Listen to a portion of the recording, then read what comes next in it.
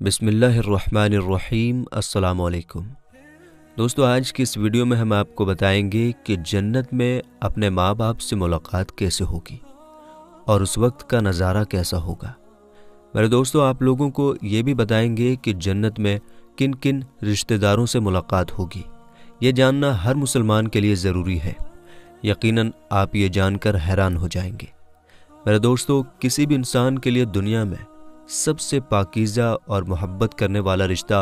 उसके माँ बाप का रिश्ता होता है। इसके बाद इंसान के सगे भाई बहन और फिर दूसरे रिश्तेदार आते हैं। इस दुनिया में मौजूद ये रिश्ते किसी भी इंसान के लिए सबसे पहली पसंद होती है, जबकि कुछ रिश्ते तो हमारी ज़िंदगी के लिए ऐसे ख़ास और ज़रूरी भी हो जाते हैं कि इनके बग़ैर ज़िंदगी गुजारना नामुमकिन और मुश्किल हो जाता है। मेरे दोस्तों, जन्नत एक ऐसी शानदार और बेमिसाल जगह है जो अल्लाह ताला ने ईमान वालों के लिए बनाई है, और इसमें ऐसी ऐसी नेमतें रखी गई हैं जो ना किसी आँख ने देखी, न किसी कान ने सुनी और ना ही किसी दिल में इसका ख्याल आता है। जन्नत के बारे में जो कुछ बताया जाता है वो सिर्फ समझाने के लिए होता है,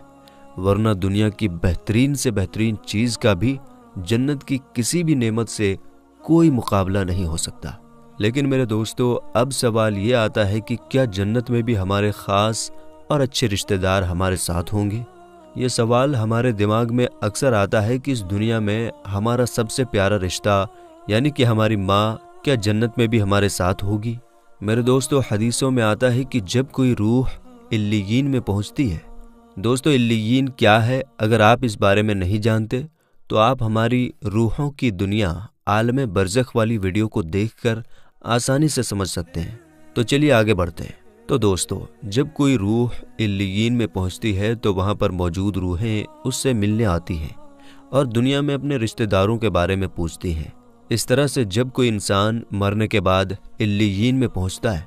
तो उसके रिश्तेदार उससे ऐसे मिलते हैं जैसे किसी दूर दराज से आने वाले मुसाफिर से मुलाकात की जाती है, और दोनों आपस में मिलकर बहुत खुश होते हैं। चुनांचे अल्लाह ताला इरशाद फरमाता है, ऐ मेरे बंदो, आज तुम पर ना कोई डर और खौफ होगा, न तुम गमगीन होगे। मेरे वो बंदे जो हमारी आयतों पर ईमान लाए थे और फर्माबरदार रहे थे,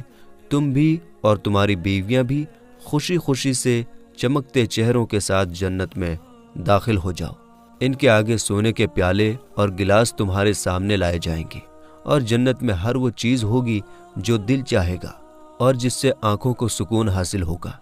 इनसे कहा जाएगा कि इस जन्नत में तुम हमेशा रहोगे। मेरे दोस्तों, इन आयात से ये साबित होता है कि जन्नती मर्दों की बीवियां भी जन्नत में इनके साथ ही होंगी और ये एक साथ ही जन्नत में रहेंगे।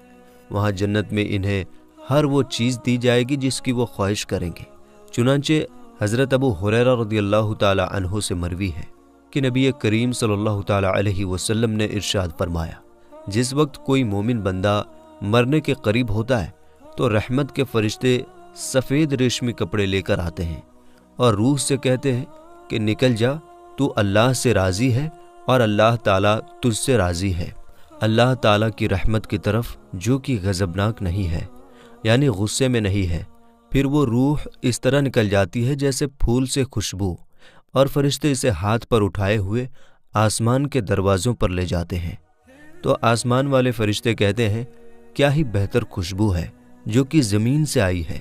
फिर उसको ईमान वालों की रूहों के पास ले जाते हैं तो वो रूहें खुश होती हैं, और ये खुशी उस खुशी से भी ज़्यादा होती है जो किसी बिछड़े हुए इंसान के आने से मिलती है। फिर वहाँ पहले से मौजूद मुसलमानों की रूहें इस नए आने वाले रूह से पूछती हैं कि जिस इंसान को हम दुनिया में छोड़ कर आए थे, अब वो किस तरह के कामों में बिजी है। तो वो कहता है कि जिसके बारे में तुम पूछ रहे हो वो कब का मर चुका है, क्या वो तुम्हारे पास नहीं आया? इस पर वो रूहें कहती हैं कि फिर तो वो जहन्नुम में चला गया होगा। मेरे दोस्तों, हमारे नबी हुजूर नबी करीम सल्लल्लाहु ताला अलैहि वसल्लम ने इरशाद फरमाया कि तुम्हारे आमाल तुम्हारे उन रिश्तेदारों और ख़ानदान वालों की रूहों को जो आलम बरज़ख में हैं उन्हें दिखाए जाते हैं। अगर नेक अमल हो तो वो खुश होते हैं और कहते हैं कि ऐ अल्लाह, तेरा फजल और तेरी रहमत है। इसी तरह गुनहगार इंसान का अमल भी उन रूहों को दिखाया जाता है तो वो रूहें कहती हैं, ऐ अल्लाह, اس کے دل میں نیکی ڈال دے جس سے وہ تجھ کو راضی کر سکے۔ دوسرے روایات سے معلوم ہوتا ہے کہ جنت میں رشتہ دار آپس میں ایک دوسرے کو پہچانتے ہوں گے اور ایک دوسرے سے ملتے جلتے رہیں گے، اور ان میں سے کچھ کو ایک ساتھ رکھا جائے گا۔ سورہ طور کی آیت نمبر 21 میں اللہ تعالیٰ کا فرمان ہے، اور جو ایمان لائے اور ان کی اولاد نے ایمان کے ساتھ ان کی پیروی کی، ہم نے ان کی اولاد ان سے ملا دی اور ان کے عمل میں انہیں کچھ کمی نہ دی، سب آدمی اپنے کیے میں گرفتار ہیں۔ حضرت ابن عباس رضی اللہ تعالی عنہ سے مروی ہے کہ بے شک اللہ تعالیٰ مسلمانوں کی آنکھوں کو ٹھنڈا کرنے کے لیے اس کے اولاد کو ان کے پاس پہنچا دے گا، اگرچہ یہ اولاد اپنے اعمال کے حساب سے اس درجے تک نہ پہنچتی ہو، یعنی کہ جنت کے اندر اگر ماں باپ کا درجہ اونچا ہو اور ان کی اولاد کا درجہ کم ہو تو اللہ تعالیٰ ان کے ماں باپ کی وجہ سے ان کی اولاد کو بھی وہی درجہ عطا کر دے گا اور وہ اپنے ماں باپ کے ساتھ جنت میں رہیں گے۔ میرے دوستو، اس حدیث مبارکہ سے معلوم ہوتا ہے کہ انسانوں کی اولاد کو اس کی خواہش کے حساب سے ان کے ساتھ ہی رکھا جائے گا۔ جو لوگ جنت میں جائیں گے تو یقیناً یہ وہ لوگ ہوں گے جنہوں نے اس دنیا میں نیک اعمال کیے ہوئے ہوں گے، جبکہ ایسے لوگ بھی ہوں گے جنہوں نے گناہ کیے ہوں گے لیکن اپنے گناہوں پر شرمندہ ہو کر اس دنیا میں اللہ تعالیٰ سے معافی مانگ لیے ہوں گے اور سچے دل سے توبہ و استغفار کر لیے ہوں گے، تو اللہ تعالیٰ ان کو بھی معاف کر کے جنت میں پہنچا دے گا، جہاں اللہ تعالیٰ ان کی ہر خواہش پوری کر دے گا اور اس سے دنیا میں جو کچھ گناہ ہوئے تھے وہ سب بھلا دیے جائیں گے، کیونکہ جنت میں چین اور سکون کی جگہ ہوگی جہاں برے خیالات اور غم و غصہ کی کوئی گنجائش نہ ہوگی، اور ایک مسلمان اور جنتی کے لیے ہر طرف خوشحالی ہی خوشحالی ہوگی، جیسا کہ سورہ بقرہ کی آیت نمبر 25 میں اللہ تعالیٰ یوں ارشاد فرماتا ہے، اور جو لوگ ایمان لائے اور نیک عمل کرتے رہے ان کو خوشخبری سنا دو کہ ان کے لیے جنت کے باغ ہیں جن کے نیچے نہریں بہہ رہی ہیں، جب انہیں ان باغوں سے کوئی پھل کھانے کو دیا جائے گا تو وہ کہیں گے کہ یہ تو وہی رزق ہے جو ہمیں پہلے ملا تھا، اور وہ ملتا جلتا انہیں دیا گیا ہے، اور ان کے لیے ان باغوں میں ستھری بیویاں ہیں اور وہ ان میں ہمیشہ رہیں گے۔ میرے دوستو، ایک اور حدیث میں ہے کہ نبی کریم صلی اللہ تعالیٰ علیہ وسلم نے ارشاد فرمایا، جب جنتی لوگ جنت میں جائیں گے اور انہیں اپنے بھائیوں اور رشتہ داروں سے ملنے کی خواہش ہوگی تو اس کا بستر اسے اڑا کر ان کے پاس لے جائیں گے، اور پھر وہ دونوں تکیہ لگا کر دنیا میں گزرے ہوئے دنوں کے بارے میں بات کرنے لگیں گے۔ ان میں سے ایک اپنے ساتھی سے کہے گا کہ اے فلاں، تمہیں یاد ہے کہ اللہ تعالیٰ نے فلاں دن اور فلاں فلاں جگہ پر ہماری بخشش فرمائی تھی، اس طرح کہ ہم نے اللہ تعالیٰ سے دعا کی تھی اور اللہ تعالیٰ نے ہمیں بخش دیا تھا۔ حضرت عبداللہ بن مسعود رضی اللہ تعالیٰ عنہ سے روایت ہے کہ نبی کریم صلی اللہ تعالیٰ علیہ وسلم نے فرمایا، مجھے اچھی طرح معلوم ہے کہ سب سے آخر میں جہنم سے کون نکالا جائے گا، یا سب سے آخر میں کون جنت کے اندر جائے گا۔ یہ آدمی اپنے جسم کو گھسیٹتا ہوا جہنم سے باہر نکلے گا، چنانچہ اللہ تعالیٰ اس سے فرمائے گا، جا جنت میں چلا جا۔ وہ جنت میں جائے گا تو اسے خیال آئے گا کہ شاید یہ بھری ہوئی ہے، چنانچہ وہ واپس لوٹ کر درخواست کرے گا کہ اے رب، وہ تو بھری ہوئی ہے۔ پس اللہ تعالیٰ اس سے فرمائے گا، جا جنت میں چلا جا۔ لہٰذا وہ جنت میں جائے گا تو جنت میں جا کر اسے پھر خیال آئے گا کہ شاید یہ بھری ہوئی ہے، پس واپس لوٹ کر پھر درخواست کرے گا، اے رب، میں نے تو وہ بھری ہوئی پائی۔ چنانچہ اللہ تعالیٰ اس سے فرمائے گا، جا اور جنت میں چلا جا، کیونکہ تیرے لیے جنت میں دنیا کے برابر بلکہ اس سے 10 گنا زیادہ حصہ ہے۔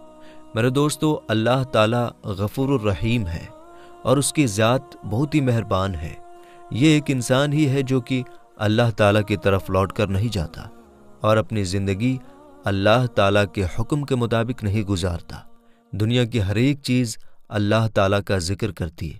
لیکن ایک انسان ہے جو کہ کھاتا اپنے اللہ تعالیٰ کا ہے لیکن پھر بھی اس کے ذکر سے منہ موڑے ہوئے ہے، حالانکہ اللہ تعالیٰ نے اپنے بندوں کے لیے آخرت کے اندر ان گنت چیزیں تیار کر رکھی ہے، اور جس طرح یہ دنیا کے اندر سسٹم چل رہا ہے اسی طرح کا سسٹم آخرت میں بھی چل رہا ہے، اور جس طرح ہم دنیا کے اندر اپنے گھروں میں رہتے ہیں، اپنے رشتہ داروں کے ساتھ رہتے ہیں، اپنے ماں باپ کے ساتھ رہتے ہیں، اسی طرح آخرت میں بھی جنت میں ہم اپنے رشتہ داروں کے ساتھ اور اپنے ماں باپ کے ساتھ رہیں گے، لیکن اس کے لیے شرط یہ ہے کہ علامہ اقبال رحمۃ اللہ علیہ ارشاد فرماتے ہیں کہ محمد سے وفا تو نے تو ہم تیرے ہیں، یہ جہاں چیز ہے کیا لوح و قلم تیرے ہیں۔ تو میرے دوستو، آج کی اس ویڈیو میں بس اتنا ہی۔ آخر میں اللہ تعالیٰ سے دعا ہے کہ اللہ تعالیٰ ہمیں نیک اعمال کرنے اور گناہوں سے بچنے کی توفیق عطا فرمائے، اور ہمیں اپنی زندگی حضور نبی کریم صلی اللہ تعالیٰ علیہ وسلم کے بتائے ہوئے طریقوں کے مطابق گزارنے کی توفیق عطا فرمائے۔ آمین یا رب العالمین۔